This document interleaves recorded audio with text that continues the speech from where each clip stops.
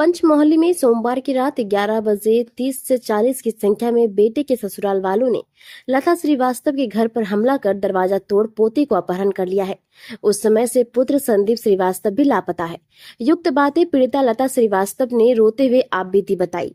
कहा कि वह ग्यारकुंड स्थित डॉक्टर झरियात के यहाँ नर्स में काम करती है। रात में वह ड्यूटी पर थी। करीब 11 बजे पुत्र संदीप श्रीवास्तव का फोन आया कि 30 से 40 की संख्या में लोगों ने हमला कर दिया है। इतना कहते ही उसका मोबाइल फोन बंद हो गया है। मैं घबराती हुई जब घर पहुंची तो देखा कि घर का दरवाजा टूटा हुआ है तथा दरवाजे के पास 2 जोड़ा महिला का सैंडल पड़ा हुआ है। एक रड भी मिला है, शायद उसे दरवाजा तोड़ा गया था। घर के अंदर जाकर देखा तो अलमीरा का सारा सामान बिखरा हुआ था। अलमीरा में रखा जेवरात भी गायब है। इस संबंध में जानकारी देने जब मैं कुमारदुबी ओपी पहुंची तो देखा कि बहू नंदिनी श्रीवास्तव, जिसे धनबाद कोर्ट के आदेश पर 23 सितंबर को घर लेकर आए थे, उसके घर वाले 30 से 40 एवं अन्य लोगों के साथ ओपी में बैठा हुआ है। पुलिस से मैं गुहार लगाई तो उनका कहना था कि बेटे को लेकर आओ, तब तुम्हारी कोई बात सुनेगा। मगर जब से लड़के के ससुराल वाले घर पर हमला एवं लूटपाट किया है, वह लापता है। घर में आसपास के घरों के दरवाजे खटखटाए मगर कोई मदद को नहीं निकला। मैं खुद एक दिव्यांग महिला हूं, मैं अकेली क्या करती। अब पुलिस प्रशासन एवं स्थानीय लोगों से न्याय की आस लगाए बैठी हूं। इधर ओपी प्रभारी मैथ्यू इक्का ने बताया कि पत्नी द्वारा पति के साथ मारपीट करने का आरोप लगाया गया है। उसके मायके वाले रात में आए थे तथा अपने साथ लेकर चले गए हैं। आज दोनों पक्षों को बुलाया गया है। सर, मेरा घर में 25-30 आदमी घुस के मेरे बेटा को मारा। मेरा 11:30 बजे फोन किया सर।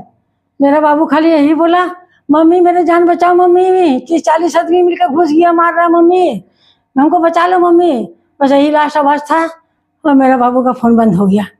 उसका बाद घर में मेरा बहू, मेरा पोता, मेरा पोती। मेरा पोता 8 साल का, 4 साल से मेरे साथ में है। अब पोती उसका साथ में था। कोर्ट में केस चल रहा था। हम 23 तारीख को विदाई करा के लाए हैं उसको बकायदे कोर्ट से, लेकिन कोर्ट वाला कोई कागज वकील लोग नहीं दिया हमको।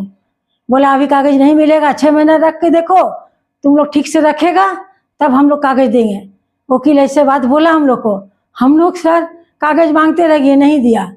और उसका बाद में इसका रोज रोज का खिचखिच, कभी खाना नहीं बनाए, कभी कुछ नहीं करे, लड़ाई करे, बोले तो हमेशा ऐसे करती है।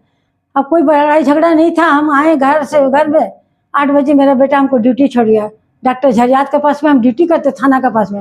रात में हम गल्फाबड़ी थाना में भी किए हैं, कॉल किए हैं, उठाए नहीं उठाए कोई। तो फिर जाके हम बोले तो फिर शायद इधर कॉल किया कि नहीं जानते सर।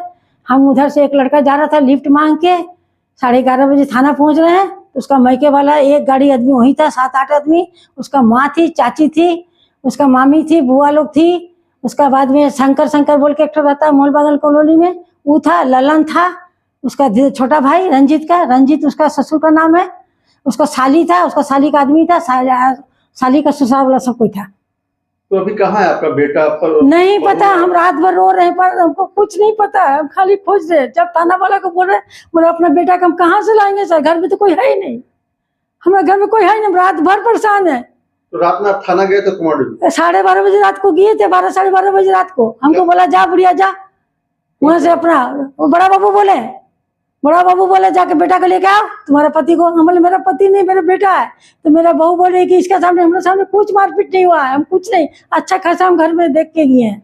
ये सब प्लानिंग करके रखा था बेटा, इतना जल्दी दरवाजा टूटेगा, इतना जल्दी मेरा बच्चा का आवाज आ जाएगा, हम नहीं जानते थे बाबू, हम कुछ नहीं जानते हैं। सारा काम भी कर दिया, हमारा बच्चा अभी कहाँ है, बांध के रखा है कि थाना वाला रखा कि कौन ले गया। अब पोता को हम देखे थाना में, ऐसे खाली हाथ हिलाए तो हमको डांट दिया।